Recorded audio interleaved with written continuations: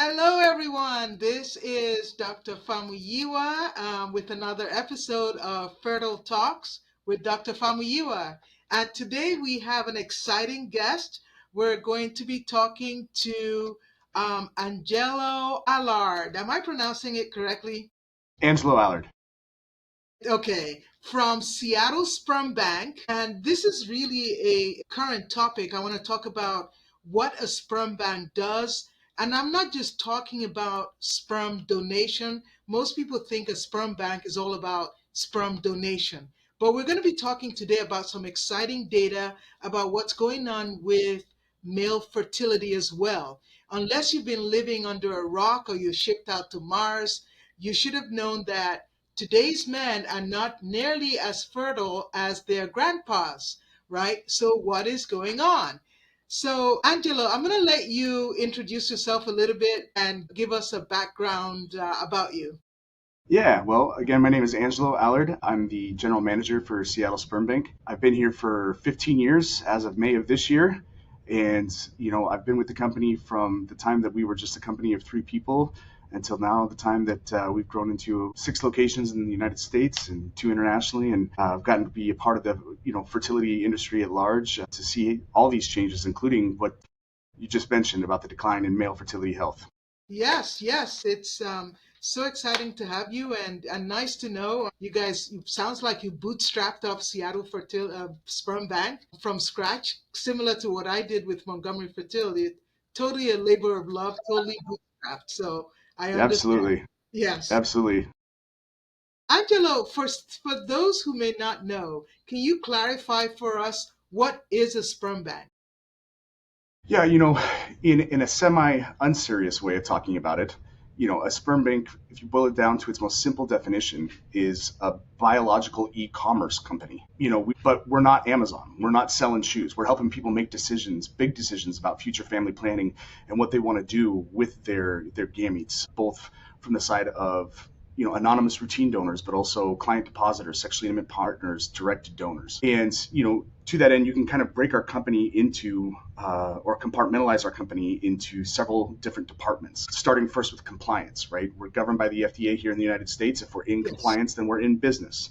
Then we get into donor recruitment. We can't have a company if we don't have donors. So we Yes. have to be able to come up with successful ways to recruit donors. Then there's the lab team. Pretty self-explanatory. That's where the product is made. Right. But it's very different than what you would think than other scientific companies or research organizations. Where what we do isn't necessarily highly complex, but there's absolutely zero room for error. Exactly. Because you're Yeah, dealing with life. You're dealing with life, right? exactly. And that's the way I feel about whenever I talk about third party reproduction. When I talk to my staff, my medical assistants, my nurses, we're dealing with life as far as I'm concerned. So I take it extremely seriously.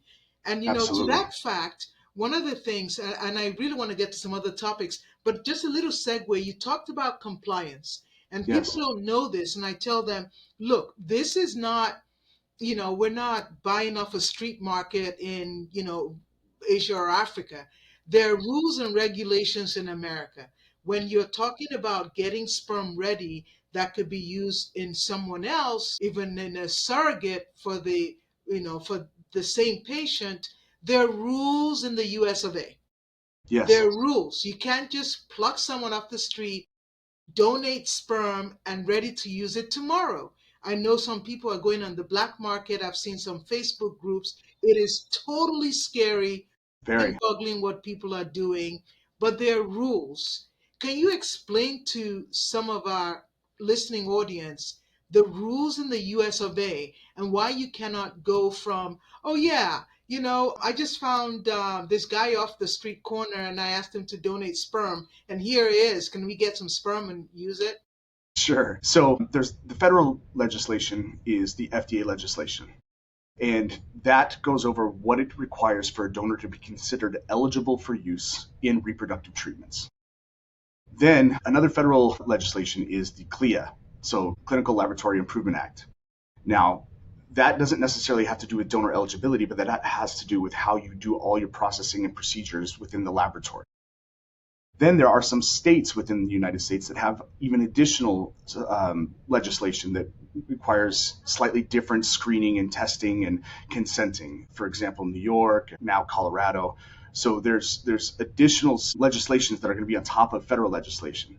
And then if you are distributing in international markets, their legislation, though it can be 80% similar, will have other things that you have to keep in mind if you want to be those donors to be eligible to ship into international countries.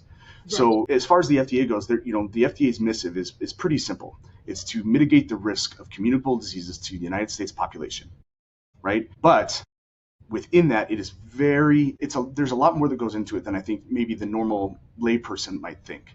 As far as the risk criteria, the testing and screening that's involved, and honestly, what I like to tell people is out of every 1,000 donor applicants that we get, only 9 get fully qualified into the program. So it's a Exactly. 0.9% acceptance rate. Right. Right. Excellent. And one of the things that people should know is that you're required to test the donor in the beginning within 7 days of collection, but you're also required to hold on to the specimen and retest the donor again 6 months later before the sperm can be released. Absolutely. And that's to make sure that there's been no change in infectious health history. And that, Because yes, go ahead. Yeah, because there's some antibodies that are known to lay latent, even though there are tests now for nucleic acid tests that might be able to circumvent the need for antibody 6-month testing. The FDA is more conservative with their testing requirements than many of the other regulatory bodies around the world. They still require that the donors have that full 6-month quarantine. Right. And that's, my friend, why we cannot accept your sperm if you ship it from outside the country. I won't be taking them in my clinic, That's right? So I wanted to get that. And we touched a little bit about how international regulations shape donor access. I won't take it. They have to be in an FDA lab. So a lab in, say, Singapore or in, Djibouti won't cut it for the FDA, right? yeah, So we yeah. can't take it. We can't take it. If they don't have access to the FDA licensed testing kits, then Right. they can't be screened according to FDA legislation. Right. And you also talk a little bit about why known donors are on the rise. Yeah, I think there's several reasons. I think number one, there's sometimes a familial connection with the donors that families want to use. Let's Yes. say it's a non-traditional family of a lesbian couple where the non-carrying individual has a brother that would like to donate the DNA material to the carrying individual and have a familial connection. I also think that there's a rise in the wanting for more transparency within the market and Exactly. knowing who your donor is. Exactly. Lastly, I think there's also, people think that it's cheaper in the long run or less expensive to use a known donor. I can tell you that that can be true sometimes and also can't be true in other times. We're happy at Seattle Sperm Bank at all of our locations to process directed known donors, client depositors, sexually intimate partners, because we realize that this is not just something that people think is maybe best for their family creation, but it's just something that they've always desired for their family. And so, we do quite a bit of that processing of those types of donors as well. Yeah. So, and I think part of it comes to people want to know, does this donor have schizophrenia or bipolar disorder in their family, or Yeah, or they may say, you know what, I've known this person all my life. We're not, intimately related, but we have this arrangement. We want them to be the father of our child, and I'd rather my child know where their father is.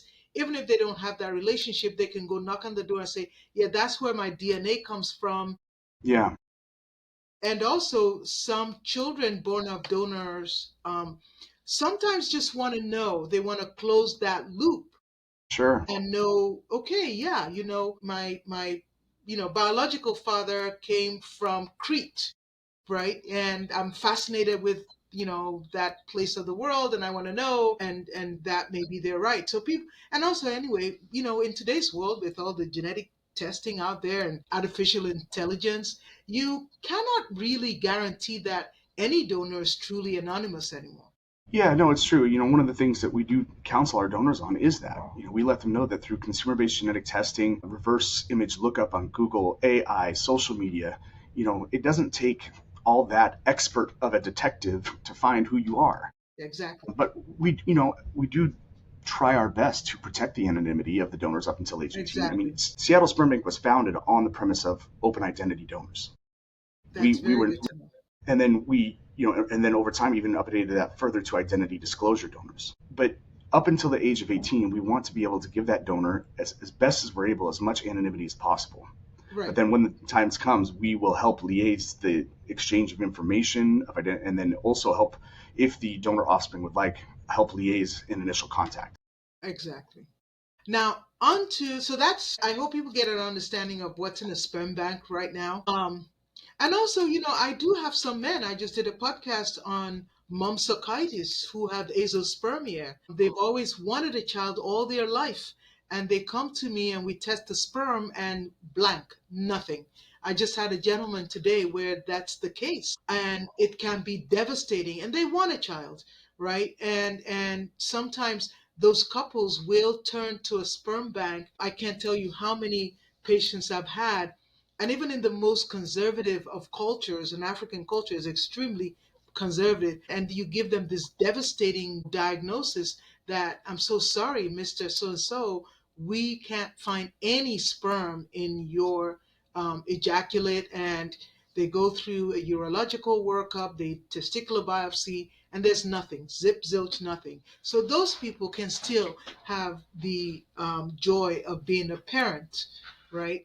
Yeah, Yeah, it is devastating. It's one of the hardest conversations that our donor coordinators and medical director have to have with a potential donor when we see somebody come through who's, let's say 21 years old, and at 21 you find out you're azospermatic. It's yes, devastating. exactly. And I can tell you, I've actually had patients like that who are in their 20s. So on to the next topic that is near and dear to me is the fact that we're starting to see a decline. Gentlemen, your sperm gets old. It gets old. It's not just the eggs. It gets old and there's fewer of them and they don't work as well, Yes, right? And you and I were just talking about this article that came out that showed that up until what 2017, there was a 1% decline in sperm in sperm quality, and that has accelerated. Fertility has accelerated, and now we're at a 2% decline per year, right? yes, Such that men nowadays are 50% less fertile than their grandparents, that's right? correct. And to me, the data is very interesting. It is somewhat alarming. But I think what's the next work that needs to be done is the continuation of determining why this is happening. Exactly. And there's I have two things to say about. The first one is, we could speculate that it's stress, it's social pressures, it's microplastics, it's environment, it's diet, it's exercise, etc. But I also think that there's this interesting thing that not a lot of us talk about. Maybe those of us in the industry talk about, but the infertility diagnosis is one that has an aspect to it that is almost not medical. It's social pressures. And Yes. when you think about the average birthing age of 2025 versus 1925 versus 1825, at that point, the infertility, the ages are so vastly different of the average birthing age that we have to ask the question. Sure, some people have a medical diagnosis for infertility, but some people maybe haven't allowed, for their bodies to become reproductive at the age that it was meant to be. Now, I'm not saying socially one way is acceptable or not. I'm not at all. But what I am saying is, if we change the average birthing age by 11 years from the 1800s to the 2020s, evolution hasn't had enough time to catch up to what To we've catch socially up. decided. Yeah, Absolutely. You touch on a very good point. Folks, let me elaborate on that. We as a species adapt to changes, correct? And we evolve. So when things happen in our environment, our DNA evolves. But things may be changing so fast that we haven't adapted enough. And as a result, we're suffering the consequence of an escalation of infertility. absolutely, So, absolutely. to that end, here's what I've been telling my gentlemen. And I think where companies like yourself would come into play is why don't we start encouraging young men to, I'm not saying donate your sperm, that's your sperm. You don't have to donate anything. But why don't you just freeze your sperm, whatever age you are? It's never too late. Just freeze it and because you may decide you don't want to have children right now, but you want to have children in 10, 20 years, and you want to save the best sperm possible. Are you seeing social freezing of sperm, right? Are you seeing more of that with Seattle Sperm Bank? Really, no, nothing statistically significant. Not like the increase that you've seen on the other side, other gamete side, Yes. where women are freezing their eggs at a much more increased rate. Nothing statistically significant on the male side. And do you think that is because there's lack of not data, but lack of awareness? Like what I'm trying to do is push this awareness out that men think about this. You know what I mean? So, and I don't see a lot of people talking about that. I totally agree. Yeah, I think there is an incredible lack of awareness because when you think about when most men think about freezing their sperm, it's when they're getting a vasectomy, or if they're unfortunately having to undergo oncology treatment, Yes, or if they're going on military deployment, yes, right? But if that's the three main avenues that the first time that they've even thought about freezing their sperm, that's not enough awareness. It's just not. yes, yes. So we on our part, we will continue to talk about it at Fertile Talks. I have a book coming out called The First Quest for Fertility, where I also elaborate on different topics, and this is one of the topics that I do mention. So, Angela, I think we really covered every topic in here, Well, right? excellent. Yeah. So thank you so much for your time. I truly appreciate you. I know we're on different time zones, and I want to encourage our listening audience, if you're interested in socially freezing your sperm, you might want to one day conceive, maybe reach out to Seattle Sperm Bank, right? We'd be happy. Yeah, we'd be And happy. they will, yeah, and you will do the same testing that you do on anyone, and you'll make sure that it's done correctly. It's not a fly by night That's correct. Yeah, company. we can get it set up so that you can use those specimens in the future with a sexually intimate partner, or even if you would like to be able to offer those specimens to a friend or a family member. Yes, absolutely. Thank you so much. I totally enjoy your time. And ladies You're and very gentlemen, welcome. how can they reach you if they want, if they have questions? Where can they reach out to? Yeah, the best way to reach out to us is at info@seattlespermbank.com. And then if you're more specifically interested in the directed donor, known donor, sexually intimate partner, or just client depositor freezing route, you can send an email to DD as in directed donor, DD@seattlespermbank.com. Seattle, ladies and gentlemen, Seattle, Seattle, Seattle in Washington. You Yeah, got that's it. how you find them. You Okay. got it. Thank you so much for You're your, very welcome. yes.